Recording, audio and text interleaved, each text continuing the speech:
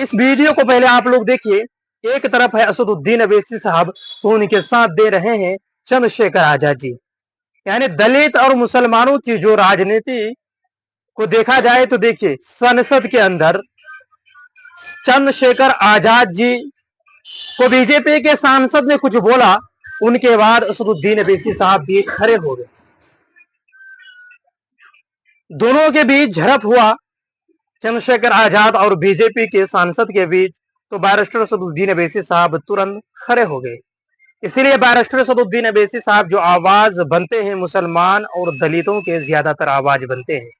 और चंद्रशेखर आजाद जी भी मुसलमानों की हक की लड़ाई को लड़ते हैं, यानी मुसलमानों की आवाज को बुलंद करने का काम करते हैं। और बैरिस्टर असदुद्दीन अवैसी साहब के साथ वो भी चल रहे हैं। इससे पहले जब चंद्रशेखर आजाद जी सांसद नहीं बने थे, बैरिस्टर असदुद्दीन अवैसी साहब के साथ कदम से कदम मिलाकर संसद के अंदर चल रहे थे औरंगाबाद से इम्तियाज जलील साहब। इसी तरह जब भी बैरिस्टर असदुद्दीन अवैसी साहब के ऊपर अगर कुछ बोला जा रहा था किसी सांसद के द्वारा, तो इम्तियाज जलील साहब तुरंत पीछे से खड़े उठ जाते थे। और इम्तियाज जलील साहब को अगर कुछ बोला जाता था तो असदुद्दीन अवैसी साहब खड़े हो जाते थे। यहाँ पे देखिए, जिस तरह से चंद्रशेखर आजाद जी को बोला गया, उसके बाद बैरिस्टर असदुद्दीन अवैसी साहब तुरंत खड़े हो गए। बैरिस्टर असदुद्दीन अवैसी साहब उनको ये कहा कि आप बैठिए, आपसे नहीं हो पाएगा।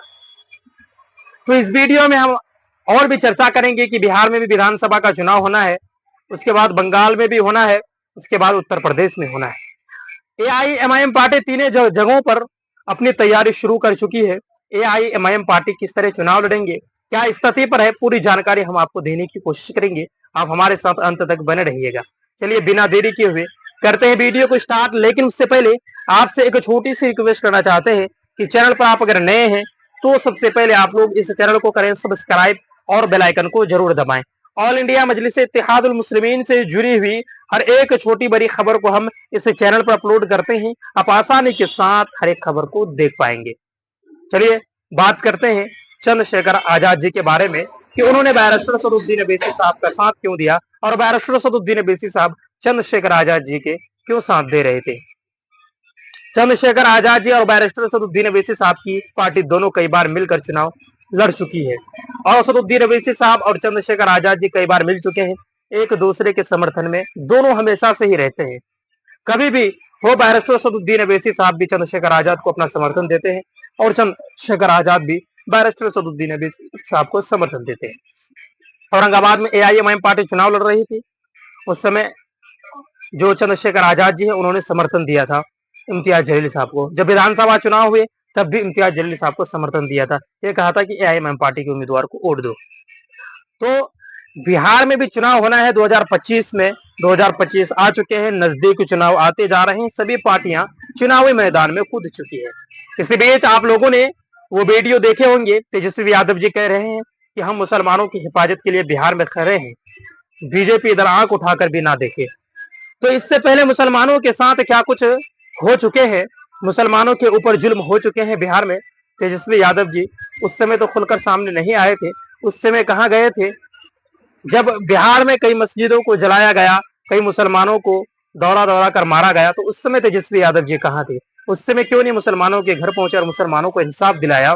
अब चुनाव नजदीक है तो तेजस्वी यादव जी ये कह रहे हैं कि हम मुसलमानों की हिफाजत के लिए खड़े हैं। बिहार के जो हिंदू है, 5 हिंदू एक मुसलमानों की हिफाजत के लिए खड़े हैं। इसके जवाब में आसिम वकार साहब जवाब भी दिए हैं। वो वीडियो भी हम आपको दिखाने की कोशिश किए थे।